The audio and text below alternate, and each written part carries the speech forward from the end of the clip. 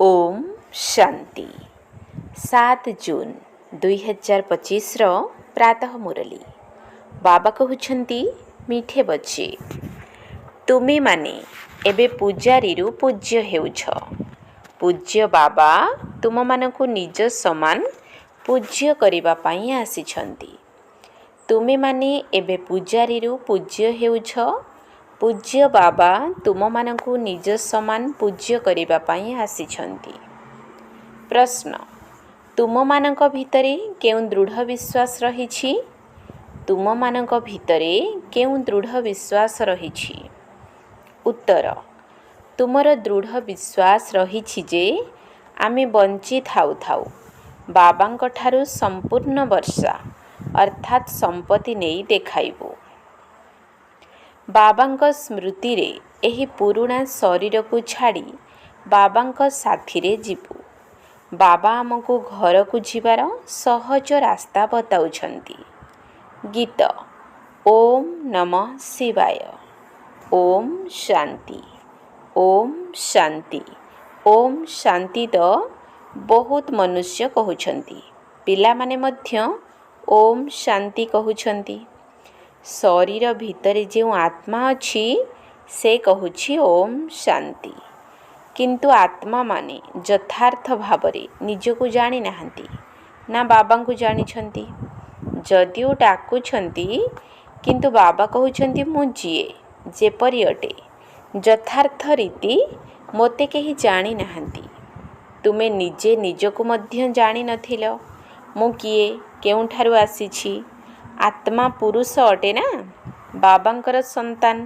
समस्त आत्मा मानकर पिता हेले परमात्मा। तेणु आत्मा माने परस्पर मध्यरे भाई भाई होई गले। पुणी शरीर दृष्टि रे काहाकु पुरुष काहाकु नारी कुहा जाउछि, किंतु यथार्थ भावरे आत्मा कौन एकथा कौनसी मनुष्य जानी नाहंती। एबे तुम मानंकु एही ज्ञान मिलुछि जाहाको तुमे साथी रे नै जाउछ। सेठारे एही ज्ञान रहिब जे मो आत्मा एही पुरुणा शरीर को त्याग करी अन्य एक शरीर धारण करिबी। कारण आत्मार परिचय साथी रे नै जाइथाओ। पूर्वरु तो आत्मा को मध्य जानी नथिले। आमे केबे ठारु पाठ करूछु किछि हेले जानी नथिले। एबे मध्य केही केही संपूर्ण भावे निजको चिन्हि नाहंती। मोटा मोटी भावे जानी छंती एवं स्थूल भावरे लिंग रूप को ही मने पकाउछंती। मो आत्मा बिंदु बाबा मध्य बिंदु तांको सही रूपरे मने पकाइबा एपरि बहुत कम अछंती। बुद्धि क्रमान्वୟରେ रहिछि ना। केही तो भल भावरे बुझी अन्य को मध्य बुझाइबारे लागि पडुछंती। तुमे माने अन्य मानंकु बुझाउछ निजको आत्मा भावी बाबांकु मने पकाओ। से ही पतित पावन अटंती। प्रथमतः मनुष्य मानक पाखरे आत्मार परिचय ही नाही। तेणु एकथा मध्य बुझाइबाकु हेबो। निजको आत्मा निश्चय कले बाबांकु मध्य जानी पारिबो।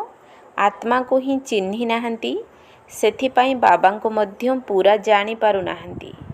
एबे तुमे माने जानुछ आमे आत्मा बिंदु स्वरूप अटु। एते छोट आत्मारे 84 जन्मर पाठ भरी होई रहिछि। एही कथा को मध्य तुमको बुझाइबाकु पड़िबो। नचित केवल एतिकी कहउछंती जे एही ज्ञान तो बहुत भलो। भगवान को सहित मिसिबा पाई बहुत भलो रास्ता बताउछंती। किंतु मु किए आमर पिता किए एकथा केही भी जानी नाहंती। केवल बहुत भलो बोली कहि देउछंती। केही पुणी एमिति भी कहि देउछंती जे एमाने समस्तंकु नास्तिक करि देउछंती। तुमे माने जानिछ एही ज्ञान को केही हेले बुझु नाहंती। तुमे बुझाउछ एबे पूज्य हेबाकु जाउछ। आमे काहार पूजा करुना काहेकि ना जे समस्तंकर पूज्य सर्वोच्च भगवान अटंती आमे तांकर संतान अटु। से हेउछंती पूज्य पिताश्री।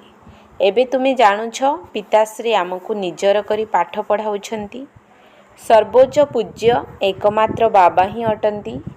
तांको व्यतीत आउ केही पूज्य करि परिबे नाही।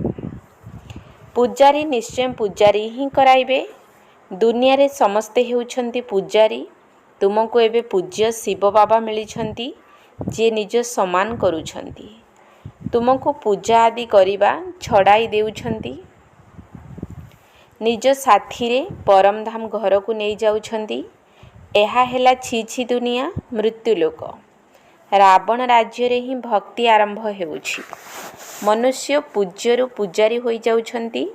ପୁଣି ପୂଜାରୀରୁ ପୂଜ୍ୟ କରିବା ପାଇଁ ବାବାଙ୍କୁ ଆସିବାକୁ ପଡ଼ୁଛି। ଏବେ ତୁମେମାନେ ପୂଜ୍ୟ ଦେବତା ହେଉଛ। ଆତ୍ମା ଏହି ଶରୀର ଦ୍ୱାରା ପାଠ କରୁଛି। ଏବେ ବାବା ଆମକୁ ପୂଜ୍ୟ ଦେବତା କରୁଛନ୍ତି। ଆତ୍ମାକୁ ପବିତ୍ର କରୁଛନ୍ତି। ସେଥିପାଇଁ ଉପାୟ ବତାଉଛନ୍ତି। ବାବାଙ୍କୁ ମନେ ପକାଅ, ତେବେ ତୁମେ ପୂଜାରୀରୁ ପୂଜ୍ୟ ହୋଇଯିବ। କାହିଁକି ନା ବାବା ହେଉଛନ୍ତି ସମସ୍ତଙ୍କର ପୂଜ୍ୟ। ଯେଉଁମାନେ ଅଧାକଳ୍ପ ପୂଜାରୀ ହେଉଛନ୍ତି, ସେହିମାନେ ହିଁ ପୁଣି ଅଧାକଳ୍ପ ପୂଜ୍ୟ ହେବେ। ଏହା ମଧ୍ୟ ଡ୍ରାମାରେ ପାଠ ରହିଛି। ଡ୍ରାମାର ଆଦି ମଧ୍ୟ ଅନ୍ତକୁ କେହି ବି ଜାଣିନାହାନ୍ତି। ଏବେ ବାବାଙ୍କ ଦ୍ୱାରା ତୁମେମାନେ ଜାଣୁଛ ଏବଂ ଅନ୍ୟମାନଙ୍କୁ ମଧ୍ୟ ବୁଝାଉଛ। ପ୍ରଥମତଃ ଏହି ମୁଖ୍ୟ କଥା ସମସ୍ତଙ୍କୁ ବୁଝାଇବାକୁ ହେବ ଯେ ନିଜକୁ ଆତ୍ମା ବିନ୍ଦୁ ମନେକର। ଆତ୍ମାର ପିତା ନିରାକାର। ସିଏ ହିଁ ଜ୍ଞାନର ସାଗର, ଯିଏକି ଏଠାକୁ ଆସି ପାଠ ପଢ଼ାଉଛନ୍ତି। ସୃଷ୍ଟିର ଆଦି ମଧ୍ୟ ଅନ୍ତର ରହସ୍ୟକୁ ଶୁଣାଉଛନ୍ତି। ବାବା ଥରେ ମାତ୍ର ଆସୁଛନ୍ତି। ତାଙ୍କୁ ଥରେ ମାତ୍ର ଜାଣିବାକୁ ପଡ଼ୁଛି। ସିଏ ସଙ୍ଗମ ଯୁଗରେ ଥରେ ମାତ୍ର ଆସୁଛନ୍ତି। ପୁରୁଣା ପତିତ ଦୁନିଆକୁ ପବିତ୍ର କରୁଛନ୍ତି। ଏବେ ବାବା ଡ୍ରାମାର ପ୍ଲାନ୍ ଅନୁସାରେ ଆସିଛନ୍ତି। ଏହା କୌଣସି ନୂଆ କଥା ନୁହେଁ। କଳ୍ପ କଳ୍ପ ଏହିପରି ଆସୁଛନ୍ତି। ଗୋଟିଏ ସେକେଣ୍ଡ ମଧ୍ୟ ଆଗ ପଛ ହୋଇପାରିବ ନାହିଁ। ଏବେ ତୁମ ମନକୁ ଠିକ୍ ଲାଗୁଛି। ବାସ୍ତବରେ ଆମମାନଙ୍କୁ ବାବା ସତ୍ୟ ଜ୍ଞାନ ଦେଉଛନ୍ତି। ପୁଣି କଳ୍ପ ପରେ ମଧ୍ୟ ବାବାଙ୍କୁ ଆସିବାକୁ ପଡ଼ିବ। ବାବାଙ୍କ ଦ୍ୱାରା ଏବେ ଯାହା କିଛି ଜାଣୁଛ, ତାହା ପୁଣି କଳ୍ପ ପରେ ମଧ୍ୟ ଜାଣିବ। ଏକଥା ମଧ୍ୟ ଜାଣିଛ ଯେ ଏବେ ପୁରୁଣା ଦୁନିଆର ବିନାଶ ହେବ। ପୁଣି ଆମେ ସତ୍ୟ ଯୁଗରେ ଆସି ନିଜର ପାଠ କରିବୁ। ସତ୍ୟଯୁଗୀ ସ୍ୱର୍ଗବାସୀ ହେବୁ। ଏକଥା ବୁଦ୍ଧିରେ ଅଛି ନା? ଏକଥା ସ୍ମୃତିରେ ରହିଛି। ତେଣୁ ଖୁସି ମଧ୍ୟ ରହୁଛି। ଏହା ତୁମମାନଙ୍କର ଛାତ୍ର ଜୀବନ ଅଟେ ନା? ଆମେ ସ୍ୱର୍ଗବାସୀ ହେବା ପାଇଁ ପାଠ ପଢ଼ୁଛୁ। ଯେ ପର୍ଯ୍ୟନ୍ତ ପାଠପଢ଼ା ଶେଷ ନ ହୋଇଛି, ସେ ପର୍ଯ୍ୟନ୍ତ ଏହି ଖୁସି ସ୍ଥାୟୀ ରହିବା ଆବଶ୍ୟକ। ବାବା ବୁଝାଉଛନ୍ତି, ପାଠପଢ଼ା ସେତେବେଳେ ସମ୍ପୂର୍ଣ୍ଣ ହେବ ଯେତେବେଳେ ବିନାଶ ପାଇଁ ସାମଗ୍ରୀ ପ୍ରସ୍ତୁତ ହୋଇଯିବ। ତୁମେମାନେ ବୁଝିଯିବ, ନିଶ୍ଚୟ ନିଆଁ ଲାଗିବ। ପ୍ରସ୍ତୁତି ତ ହୋଇଚାଲିଛି। ପରସ୍ପର ମଧ୍ୟରେ କେତେ ଉତ୍ତେଜିତ ହେଉଛନ୍ତି। ଚାରିଆଡ଼େ ଭିନ୍ନ ଭିନ୍ନ ପ୍ରକାରର ସୈନ୍ୟମାନେ ଅଛନ୍ତି। ସମସ୍ତେ ଲଢ଼େଇ ପାଇଁ ପ୍ରସ୍ତୁତ ହେଉଛନ୍ତି। କେହି ନା କେହି ଏପରି ପରିସ୍ଥିତି ସୃଷ୍ଟି କରିବେ, ଯାହାଫଳରେ ଲଢ଼େଇ ନିଶ୍ଚୟ ଲାଗିବ। କଳ୍ପ ପୂର୍ବ ଭଳି ବିନାଶ ହେବ। ତୁମେମାନେ ଦେଖିବ, ସନ୍ତାନମାନେ ଆଗରୁ ମଧ୍ୟ ଦେଖିଛନ୍ତି। ଟିକିଏ ଅଗ୍ନିକଣିକା ଦ୍ୱାରା କେତେ ଲଢ଼େଇ ଲାଗିଥିଲା। ଏମିତି ପରସ୍ପରଙ୍କୁ ଡରାଉଛନ୍ତି। ଏହିପରି କର, ନହେଲେ ଆମକୁ ବମ୍ ପକାଇବାକୁ ପଡ଼ିବ। ମୃତ୍ୟୁ ସମ୍ମୁଖକୁ ଆସିଗଲେ ପୁଣି ତିଆରି ନ କରି ରହିପାରିବେ ନାହିଁ। ଆଗରୁ ମଧ୍ୟ ଲଢ଼େଇ ଲାଗିଥିଲା, ବୋମା ପକାଇ ଦେଇଥିଲେ। ଡ୍ରାମାରେ ନିର୍ଦ୍ଧାର୍ଯ୍ୟ ଥିଲା ନା? ଏବେ ତ ହଜାର ହଜାର ସଂଖ୍ୟାରେ ବୋମା ଅଛି। ତୁମମାନଙ୍କୁ ନିଶ୍ଚୟ ବୁଝାଇବାକୁ ହେବ ଯେ ଏବେ ବାବା ସମସ୍ତଙ୍କୁ ଘରକୁ ଫେରାଇ ନେବା ପାଇଁ ଆସିଛନ୍ତି। ସମସ୍ତେ ଡାକୁଛନ୍ତି, ହେ ପତିତ ପାବନ ଆସ। ଏହି ଛି ଛି ଦୁନିଆରୁ ଆମକୁ ପାବନ ଦୁନିଆକୁ ନେଇଯାଅ। ତୁମେମାନେ ଜାଣିଛ ଦୁଇଟି ପାବନ ଦୁନିଆ ରହିଛି। ଗୋଟିଏ ହେଲା ମୁକ୍ତିଧାମ ଏବଂ ଅନ୍ୟଟି ହେଲା ଜୀବନ ମୁକ୍ତିଧାମ। ସମସ୍ତଙ୍କର ଆତ୍ମା ପାବନ ହୋଇ ମୁକ୍ତିଧାମକୁ ଚାଲିଯିବ। ଏହି ଦୁଃଖଧାମ ବିନାଶ ହୋଇଯିବ, ଯାହାକୁ ମୃତ୍ୟୁଲୋକ କୁହାଯାଉଛି। ପ୍ରଥମେ ଅମର ଲୋକ ଥିଲା, ପୁଣି ଚକ୍ର ଲଗାଇ ଏବେ ମୃତ୍ୟୁଲୋକକୁ ଆସିଛି। ପୁଣି ଅମର ଲୋକର ସ୍ଥାପନା ହେଉଛି। ସେଠାରେ କାହାର ଅକାଳ ମୃତ୍ୟୁ ହେବ ନାହିଁ। ସେଥିପାଇଁ ତାହାକୁ ଅମର ଲୋକ କୁହାଯାଉଛି। ଶାସ୍ତ୍ରରେ ମଧ୍ୟ ଏହି ଶବ୍ଦ ରହିଛି। କିନ୍ତୁ ଯଥାର୍ଥ ଭାବରେ କେହି ବୁଝି ନାହାନ୍ତି। ଏକଥା ମଧ୍ୟ ତୁମେମାନେ ଜାଣିଛ, ଏବେ ବାବା ଆସିଛନ୍ତି, ତେଣୁ ମୃତ୍ୟୁ ଲୋକର ବିନାଶ ନିଶ୍ଚୟ ହେବ। ଏହା 100% ନିଶ୍ଚିତ ଅଟେ। ବାବା ବୁଝାଉଛନ୍ତି ଯେ ନିଜ ଆତ୍ମାଙ୍କୁ ଯୋଗ ବଳ ଦ୍ୱାରା ପବିତ୍ର କର, ମୋତେ ମନେ ପକାଅ, ତେବେ ବିକର୍ମ ବିନାଶ ହେବ। କିନ୍ତୁ ଏହି କଥାକୁ ମଧ୍ୟ ପିଲାମାନେ ମନେ ପକାଇ ପାରୁନାହାନ୍ତି। ବାବାଙ୍କଠାରୁ ବର୍ଷା ଅଥବା ରାଜତ୍ୱ ନେବା ପାଇଁ ପରିଶ୍ରମ ଦରକାର ନା। ସେଥିପାଇଁ ଯେତେ ଦୂର ସମ୍ଭବ ଯୋଗଯୁକ୍ତ ହୋଇ ରୁହ। ନିଜକୁ ଦେଖିବାକୁ ହେବ କେତେ ସମୟ ମୁଁ ଯୋଗଯୁକ୍ତ ହୋଇ ରହୁଛି ଏବଂ କେତେ ଜଣଙ୍କୁ ଏକଥା ମନେ ପକାଇ ଦେଇଛି। ମନ୍ମନା ଭବ। ଏହାକୁ ମନ୍ତ୍ର ମଧ୍ୟ କୁହାଯାଉ ନାହିଁ। ଏହା ହେଉଛି ବାବାଙ୍କର ସ୍ମୃତି। ଦେହ ଅଭିମାନକୁ ଛାଡ଼ି ଦେବାକୁ ପଡ଼ିବ। ତୁମେ ଆତ୍ମା, ଏହା ହେଲା ତୁମର ରଥ। ଏହାଦ୍ୱାରା ତୁମେ କେତେ କାମ କରୁଛ। ସତ୍ୟଯୁଗରେ ତୁମେ ଦେବୀ ଦେବତା ହୋଇ କିପରି ରାଜତ୍ୱ କରୁଛ, ପୁଣି ତୁମେମାନେ ସେହି ଅନୁଭବ କରିବ। ସେ ସମୟରେ ବାସ୍ତବରେ ସମସ୍ତେ ଆତ୍ମ ଅଭିମାନୀ ହୋଇ ରହିଥାନ୍ତି। ଆତ୍ମା କହିବ, ମୋର ଏହି ଶରୀର ବୁଢ଼ା ହୋଇଗଲାଣି, ଏହାକୁ ଛାଡ଼ି ନୂଆ ଶରୀର ନେବି। ସେଠାରେ ଦୁଃଖର କୌଣସି କଥା ନାହିଁ। ଏଠାରେ ଶରୀର ନ ଛାଡ଼ିବା ପାଇଁ କେତେ ଡାକ୍ତରଙ୍କର ଔଷଧ ଆଦି ଖାଇବାର କଷ୍ଟ କରୁଛନ୍ତି। ତୁମକୁ ରୋଗ ବେମାରୀ ଆଦିରେ ମଧ୍ୟ ଏହି ପୁରୁଣା ଶରୀର ପ୍ରତି କେବେ ବିତୃଷ୍ଣା ଆସିବା ଉଚିତ ନୁହେଁ। କାହିଁକି ନା ତୁମେମାନେ ଜାଣିଛ ଯେ ଏହି ଶରୀରରେ ରହି ଆମେ ବାବାଙ୍କଠାରୁ ବର୍ଷା ନେବୁ। ଶିବ ବାବାଙ୍କ ସ୍ମୃତି ଦ୍ୱାରା ପବିତ୍ର ହୋଇଯିବୁ। ଏହା ହିଁ କଷ୍ଟକର ଅଟେ। କିନ୍ତୁ ପ୍ରଥମେ ତ ଆତ୍ମାକୁ ଜାଣିବାକୁ ପଡ଼ିବ। ମୁଖ୍ୟ ହେଉଛି ତୁମର ଯୋଗର ଯାତ୍ରା। ଯୋଗଯୁକ୍ତ ହୋଇ ରହି ପୁଣି ଆମେମାନେ ଶାନ୍ତିଧାମ ବ୍ରହ୍ମଲୋକକୁ ଚାଲିଯିବୁ। ଯେଉଁଠି ଆମେ ନିବାସ କରିଥାଉ ତାହା ହିଁ ଆମର ଶାନ୍ତିଧାମ। ଶାନ୍ତିଧାମ, ସୁଖଧାମକୁ ତୁମେ ହିଁ ଜାଣୁଛ ଏବଂ ମନେ ପକାଉଛ। ଏକଥା ଆଉ କେହି ଜାଣିନାହାନ୍ତି। ଯିଏ କଳ୍ପ ପୂର୍ବରୁ ବାବାଙ୍କଠାରୁ ବର୍ଷା ନେଇଥିଲେ, ଏବେ ମଧ୍ୟ ସେହିମାନେ ହିଁ ନେବେ। ମୁଖ୍ୟ ହେଉଛି ଯୋଗର ଯାତ୍ରା। ଭକ୍ତି ମାର୍ଗର ଯାତ୍ରା ଏବେ ଶେଷ ହୋଇଯିବ। ଭକ୍ତି ମାର୍ଗ ହିଁ ସମାପ୍ତ ହୋଇଯିବ। ଭକ୍ତି ମାର୍ଗ କ'ଣ? ଜ୍ଞାନ ଥିଲେ ହିଁ ବୁଝିପାରିବେ। ଭାବୁଛନ୍ତି ଭକ୍ତି ଦ୍ୱାରା ଭଗବାନଙ୍କୁ ପାଇବେ, କିନ୍ତୁ ଭକ୍ତିର ଫଳ କ'ଣ ଦେବେ, କିଛି ହେଲେ ଜଣା ନାହିଁ। ତୁମେମାନେ ଏବେ ଜାଣୁଛ, ବାବା ସନ୍ତାନମାନଙ୍କୁ ନିଶ୍ଚୟ ସ୍ୱର୍ଗର ବାଦଶାହୀର ବର୍ଷା ଦେବେ। ସମସ୍ତଙ୍କୁ ବର୍ଷା ଦେଇଥିଲେ। ଯଥା ରାଜାରାଣୀ ତଥା ପ୍ରଜା ସମସ୍ତେ ସ୍ୱର୍ଗବାସୀ ଥିଲେ। ବାବା କହୁଛନ୍ତି 5000 ବର୍ଷ ପୂର୍ବରୁ ମଧ୍ୟ ତୁମକୁ ସ୍ୱର୍ଗବାସୀ କରିଥିଲି। ଏବେ ପୁଣି ତୁମକୁ ସ୍ୱର୍ଗବାସୀ କରୁଛି। ପୁଣି ତୁମେ ଏହିପରି 84 ଜନ୍ମ ନେବ। ଏକଥା ବୁଦ୍ଧିରେ ମନେ ରହିବା ଉଚିତ, ଭୁଲିଯିବା ଉଚିତ ନୁହେଁ। ସୃଷ୍ଟିର ଆଦି ମଧ୍ୟ ଅନ୍ତର ଜ୍ଞାନ ଯାହା ବାବାଙ୍କ ପାଖରେ ଅଛି, ତାହା ପିଲାମାନଙ୍କ ବୁଦ୍ଧିରେ ମଧ୍ୟ ରହିଛି। ଆମେ କିପରି 84 ଜନ୍ମ ନେଉଛୁ, ଏବେ ପୁଣି ବାବାଙ୍କଠାରୁ ବର୍ଷା ନେଉଛୁ। ଅନେକ ଥର ବାବାଙ୍କଠାରୁ ବର୍ଷା ନେଇଛୁ। ବାବା କହୁଛନ୍ତି ଯେପରି ନେଇଥିଲ ପୁଣି ମଧ୍ୟ ନିଅ। ବାବା ତ ସମସ୍ତଙ୍କୁ ପାଠ ପଢ଼ାଉଛନ୍ତି। ଦୈବୀ ଗୁଣ ଧାରଣ କରିବା ପାଇଁ ମଧ୍ୟ ସାବଧାନୀ ମିଳୁଛି। ତେବେ ନିଜକୁ ଯାଞ୍ଚ କରିବା ପାଇଁ ସାକ୍ଷୀ ହୋଇ ଦେଖିବା ଉଚିତ ଯେ ଆମେମାନେ କେତେ ପୁରୁଷାର୍ଥ କରୁଛୁ। କେହି କେହି ଭାବୁଛନ୍ତି ଆମେ ବହୁତ ଭଲ ପୁରୁଷାର୍ଥ କରୁଛୁ। ପ୍ରଦର୍ଶନୀ ଆଦିର ପ୍ରବନ୍ଧ କରୁଛୁ, ଯାହାଦ୍ୱାରା ସମସ୍ତେ ଜାଣିଯିବେ ଯେ ଭଗବାନ ଆସିଛନ୍ତି। ମନୁଷ୍ୟ ବିଚରା ଘୋର ନିଦ୍ରାରେ ଶୋଇଛନ୍ତି। ଜ୍ଞାନ ବିଷୟରେ କାହାକୁ ଜଣା ନାହିଁ। ତେଣୁ ନିଶ୍ଚୟ ଭକ୍ତିକୁ ସମସ୍ତେ ଉଚ୍ଚ ବୋଲି ଭାବୁଛନ୍ତି। ଆଗରୁ କ'ଣ ତୁମ ପାଖରେ କୌଣସି ଜ୍ଞାନ ଥିଲା? ଏବେ ତୁମେମାନେ ଜାଣୁଛ। ଜ୍ଞାନର ସାଗର ହେଉଛନ୍ତି ବାବା। ସେ ହିଁ ଭକ୍ତିର ଫଳ ଦେଉଛନ୍ତି। ଯିଏ ଅଧିକ ଭକ୍ତି କରିଛନ୍ତି ତାଙ୍କୁ ଅଧିକ ଫଳ ମିଳିବ। ଉଚ୍ଚ ପଦ ପାଇବା ପାଇଁ ସେହିମାନେ ହିଁ ଭଲ ଭାବରେ ପାଠ ପଢ଼ୁଛନ୍ତି। ଏହା କେତେ ମଧୁର କଥା। ବୁଢ଼ୀମାନଙ୍କ ପାଇଁ ମଧ୍ୟ ବହୁତ ସହଜ ଭାବରେ ବୁଝାଉଛନ୍ତି। ନିଜକୁ ଆତ୍ମା ଭାବି ବାବାଙ୍କୁ ମନେ ପକାଅ। ସର୍ବୋଚ୍ଚ ହେଲେ ଶିବ ଭଗବାନ।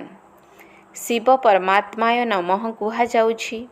ସେ କହୁଛନ୍ତି ମୋତେ ମନେ ପକାଇଲେ ତୁମର ବିକର୍ମ ବିନାଶ ହୋଇଯିବ। ବାସ୍, ଆଉ କୌଣସି କଷ୍ଟ ଦେଉନାହାନ୍ତି। ଆଗକୁ ଗଲେ ଶିବ ବାବାଙ୍କୁ ମନେ ପକାଇବାରେ ଲାଗି ପଡ଼ିବେ। ବର୍ଷା ତ ନେବାକୁ ହେବ। ବଞ୍ଚି ଥାଉ ଥାଉ ବାବାଙ୍କ ଠାରୁ ବର୍ଷା ନେଇକରି ଦେଖାଇବୁ।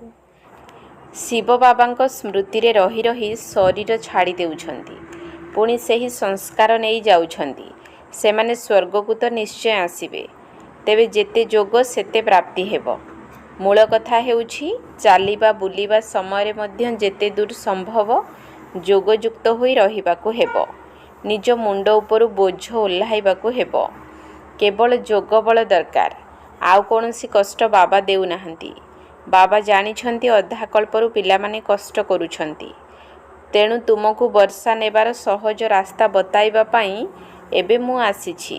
ସେଥିପାଇଁ କେବଳ ବାବାଙ୍କୁ ମନେ ପକାଅ। ଆଗରୁ ମଧ୍ୟ ମନେ ପକାଉଥିଲ, କିନ୍ତୁ କୌଣସି ଜ୍ଞାନ ନଥିଲା। ଏବେ ବାବା ଜ୍ଞାନ ଦେଉଛନ୍ତି ଯେ ଏହିଭଳି ମୋତେ ମନେ ପକାଇଲେ ବିକର୍ମ ବିନାଶ ହେବ। ଯଦିଓ ଶିବଙ୍କ ଭକ୍ତି ଦୁନିଆରେ ବହୁତ କରୁଛନ୍ତି, ତାଙ୍କୁ ବହୁତ ମନେ ପକାଉଛନ୍ତି, କିନ୍ତୁ ତାଙ୍କର ପରିଚୟ ଜଣାନାହିଁ। ବର୍ତ୍ତମାନ ବାବା ନିଜେ ଆସି ପରିଚୟ ଦେଉଛନ୍ତି ଯେ ମୋତେ ମନେ ପକାଅ।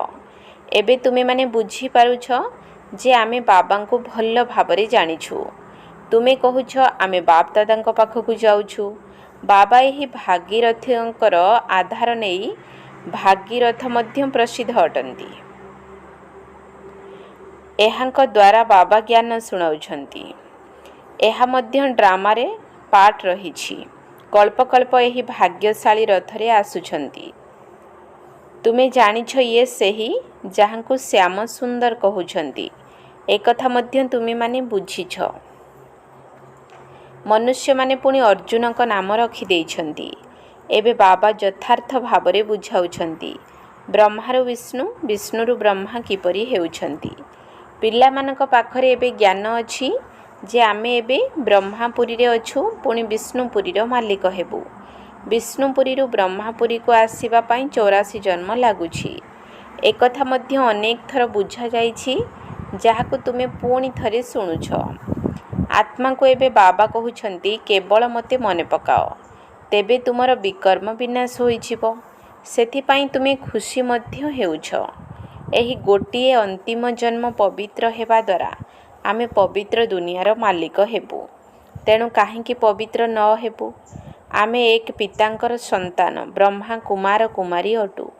ତଥାପି ମଧ୍ୟ ସେହି ଶାରୀରିକ ଭାବନାକୁ ବଦଳାଇବାରେ ସମୟ ଲାଗୁଛି।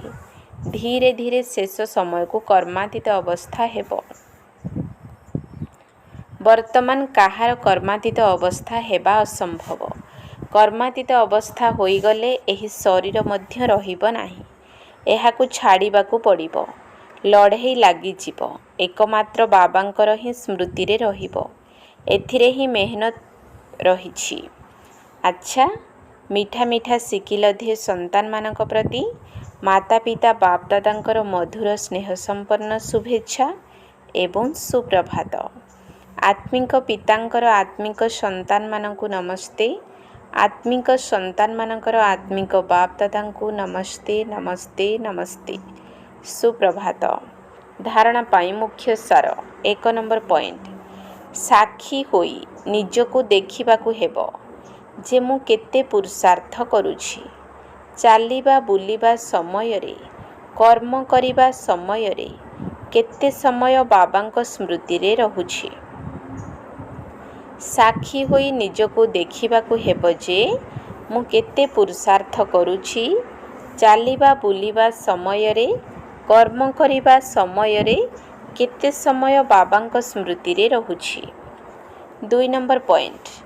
ଏହି ଶରୀର ପ୍ରତି କେବେ ବିତୃଷ୍ଣା ଆସିବା ଉଚିତ ନୁହେଁ, କାରଣ ଏହି ଶରୀରରେ ବଞ୍ଚି ରହି ବାବାଙ୍କଠାରୁ ସମ୍ପତ୍ତି ନେବାକୁ ହେବ।